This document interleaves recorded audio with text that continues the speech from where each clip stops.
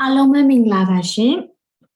ဒီနေ့မှာ reorder question တစ်ပုဒ်ကိုအတူတူပြန်ပြီးမှ practice လုပ်ကြည့်ကြရအောင် step number 1 skimming and scanning လုပ်မယ် skim and scan လုပ်လိုက်တော့ nomadic handle food nomadic handle food store food ဆိုတော့ဒီစကလုံးလေးတွေကို repeated words အနေနဲ့တွေ့ရတာဖြစ်တဲ့အတွက်ကြောင့်မလို့ဒီစာပိုက်ဟာ nomadic handle နဲ့ store food အကြောင်းဖြစ်တယ်ဆိုတာကိုသိသွားပြီ step number 2 topic sentence ကိုရှာမယ်တကြောင်းချင်းစီရဲ့အစလေးတွေကိုလိုက်ဖတ်ကြည့်မယ် while some nomadic handle ဆိုတော့မသိချသေးဘူးနောက်တစ်ခု hence ဆိုရင်တော့သိချတယ်ဒါ topic sentence မဟုတ်ဘူးပြီးတော့မှ hence တွေဆိုရင် conclusion ဖြစ်ဖို့အတွက်ပို့ပြီးမှသိချတယ်ပေါ့နော်ဆိုတော့နောက်တစ်ကြောင်းပြန်ဖတ်မယ် a separate consequence of a cellular existence ဆိုသိချသေးဘူးဒီမှာခဏပို့ထားမယ် but store food is essential for feeding ဆိုတော့ but နဲ့စတဲ့ topic sentence မဟုတ်ဘူးဒီနှစ်ခုထဲက topic sentence ကိုရှာမယ်ဒီမှာက nomadic handle အကြောင်းဒီမှာက store food နော် food supplies more food than they consume so and because they cannot protect them so တော့ဒီစာကြောင်းလေးကိုပဲအရင် topic sentence အနေနဲ့ယူကြည့်ပြီးမှဖတ်ကြည့်မယ် A separate consequence of a settled existence is that it permits one to store food surpluses since storage would be pointless if one didn't remain nearby to gut the store food ပေါ့နော်ဆိုတော့ဒီမှာ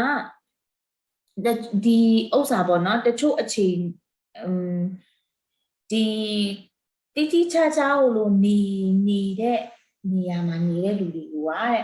ဒီအစားတွေအများကြီးကိုသူတို့စားသုံးတာထက်ပိုပြီးမှပိုရှန်တဲ့အစားအစာစုဆောင်မှုကိုလုပ်ဖို့အတွက်ခွင့်ပြုထားတယ်တဲ့ဒီအကြောင်းကိုပြောထားတာပေါ့နော်ဆိုတော့သူ့ရဲ့အတွဲကိုရှာမယ်သူ့ရဲ့အတွဲဒီ hands လည်းမဟုတ်နိုင်သေးဘူး but store food is essential for feeding ဆိုတော့ဒါလည်းမဟုတ်နိုင်သေးဘူးဆိုတော့ဒီတစ်ခုကိုဆက်ကြည့်ပြီးမှဖတ်ကြည့်လိုက်မယ်သူ့ကိုဖတ်ကြည့်လိုက်တဲ့အခါမှာဒီဟာကျတော့ဒီမှာပေါ့နော်အစားအစာခွင့်ပြုတာကိုအစားအစာပိုရန်ပြီးမှစုဆောင်ထားတာကိုခွင့်ပြုတယ်ပေါ့ဒါပေမဲ့လည်းဒီမှာသူတို့ဟို nomadic hunter တွေကပေါ့နော်ဒီခြေသလုံးမုတ်ဆိုးတွေပေါ့ဒီတိုင်းတွားတဲ့မုတ်ဆိုးတွေကကြတော့လေအဲ့လိုမျိုးတတိတခြားဟိုတောထဲကိုတွားရမှာဆိုတော့လေနော်သူတို့ကလည်းအစားအစာပိုရှန်တာကိုလုံးလို့ရတယ်ပိုရှန်အောင်တည်သွားလို့ရတယ်ပေါ့နော်တခါတလေမှာတော့သူတို့အဲ့လိုတည်သွားပြီမဲ့လည်းရံခါမှာသူတို့အဲ့လိုတည်သွားပြီမဲ့လည်း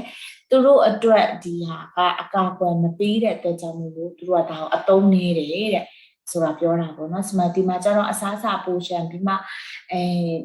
ထုတ်ပိုးထားတူလောင်ထားတာကိုခွင့်ပြုတယ်ဆိုတော့ရှင်းပြထားတာဒါကကြတော့ဒီလိုမုတ်ဆိုးတွေဟာလည်းတစ်ခါတလေမှာတော့အဲ့လိုမျိုးသူတို့စားရမယ့်ပမာဏထက်ပိုတဲ့ဟာတော့တည်ပြီးမဲ့လည်းအသုံးနေကြပါတယ်ဆိုပြီးမှပြောထားတာပေါ့နော်ဆိုတော့ခုစလုံးက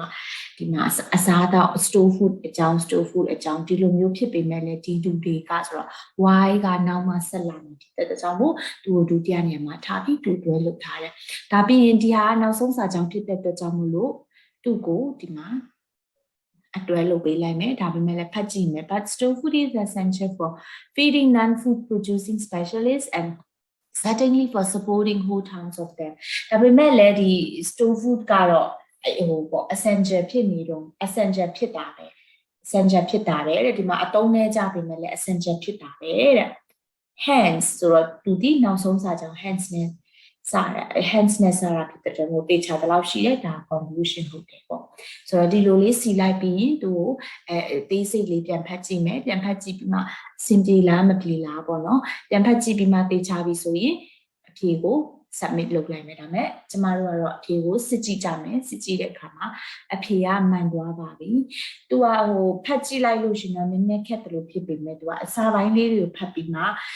ဘာလို့ဆိုလို့ချင်တာလဲဆိုတာလေးတွေစဉ်းစားဒီမှာပါတဲ့သူရဲ့ဟိုconjunction တွေကိုကြည့်လိုက်လို့ရှင်ပေါ့နော်ဒါ topic ဖြစ်နိုင်သလားနောက်ဆုံးစာ conclusion ဖြစ်နိုင်သလားဆိုဒီလိုမျိုးလေးနဲ့ identify လုပ်ပြီးမှ reorder လေးကိုဖြေလိုက်မယ်ဆိုလို့ရှိရင်လွယ်လွယ်ကူကူနဲ့ဖြေနိုင်မယ်လို့မျှော်လင့်ပါတယ် နားထောင်ပေးတဲ့အတွက်ကြောင့်မို့လို့လည်းအားလုံးကိုကျေးဇူးတင်ပါတယ်